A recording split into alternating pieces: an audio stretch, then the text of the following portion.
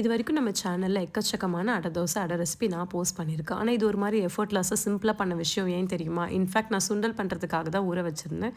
ஆனால் கடைசியாக மனசு மாறி அதில் 2 காஞ்ச மிளகாய், வெந்தயம், சோம்பு போட்டு ஊற வச்சுட்டேன். இப்போ மிக்ஸி ஜாரில் 3 பல்லு பூண்டு, சின்ன துண்டு இஞ்சி அண்ட் ஊற வச்ச ஓட்ஸ் ஆட் பண்ணியிருக்கேன். கூடவே சால்ட்டு, டர்மரிக் அண்ட் கொஞ்சமாக தண்ணி சேர்த்துட்டு பெருங்காயம் நான் கொஞ்சம் எக்ஸ்ட்ரா ஆட் பண்ணியிருக்கேன். உங்களுக்கு ஏற்ற மாதிரி நீங்கள் ஆட் பண்ணிக்கோங்க. பேட்டர் ஸ்மூத்தாக இல்லாமல் கோஸாக கிரைண்ட் ஆனால் நல்லாயிருக்கும் நான் நினைக்கிறேன். இன்றைக்கி நான் கூட கொஞ்சம் துருவின கேரட், ஃபைனாக சாப் பண்ண வெங்காயம், கொத்தமல்லி அண்ட் கிறிஸ்பியாக இருக்கிறதுக்கு ரவை ஆட் பண்ணியிருக்கேன். பட் வெஜிடபிள்ஸ் எல்லாமே உங்கள் விருப்பம் தான், நீங்கள் என்ன வேணால் ஆட் பண்ணிக்கோங்க.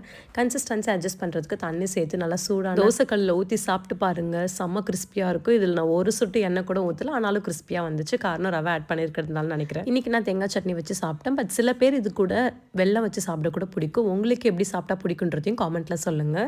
இது ஒரு மாதிரி ப்ரோட்டீன் ரிச்சாக பேலன்ஸ்டாக இருக்கும். கம்ப்ளீட் ப்ரோட்டீனுக்கு எக்ஸ் வச்சு சாப்பிட்டிங்கன்னா கரெக்டாக இருக்கும். பட் நான் இன்றைக்கி இதோட விட்டுட்டேன். இதை சாப்பிடும்போது அடுத்து 3-4 ஹவர்ஸ்க்கு கண்டிப்பாக பசி